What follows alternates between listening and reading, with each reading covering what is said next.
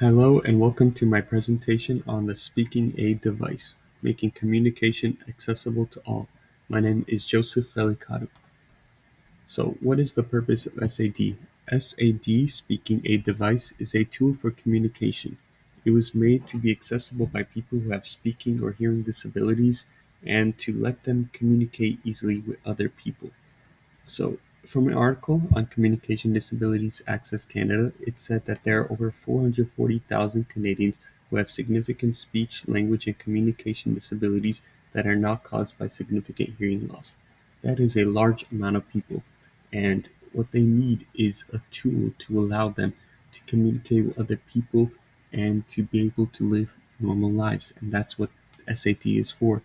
It's it can also be used by people with visual impairments, more on that later, and it's supposed to be an easier method of communication compared to sign language. So that means it doesn't take a lot of learning skill to use. It's pretty basic and easy to use.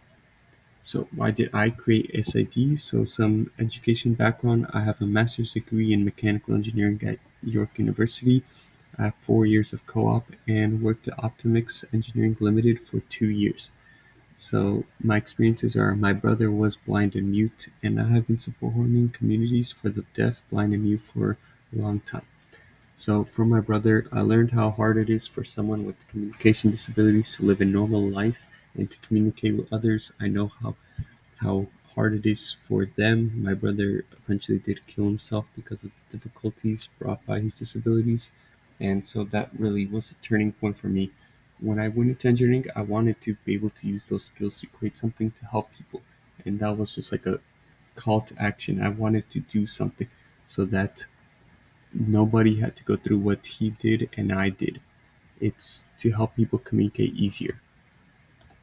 So design and functions. The device is light and uses straps secured on the arm, so it can go on either the left or right arm. It's very comfortable to wear. The user uses a keyboard to type a sentence or word, delete or clear, add a comma, period, question mark, or exclamation point, and has a space bar. So it's very similar to like a computer, which most people are used to now. There's also braille on each of the buttons so that blind people can read. So it has a lot of accessibility, a lot of functions. The screen also projects the time, date, temperature, and sentence written. There's a voice recognition button, which can be used so instead of typing, you can just speak what you want and it automatically projects it, and a read aloud button. So you instead of having to show the people on the screen, you click that and it just reads whatever you said out loud.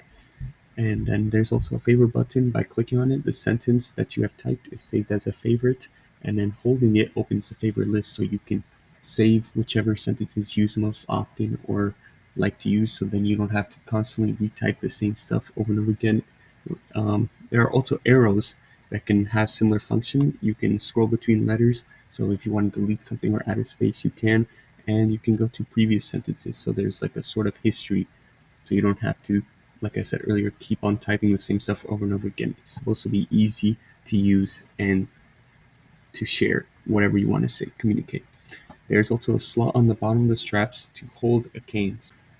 And then here is a concept image for it. You can see the keyboard, the straps, the screen, all the buttons, everything. As you can see, it goes onto the arm. So why do we need SAD? Communication impairment was also a significant predictor for higher levels of loneliness and depression. That is from Communication Disabilities Access Canada.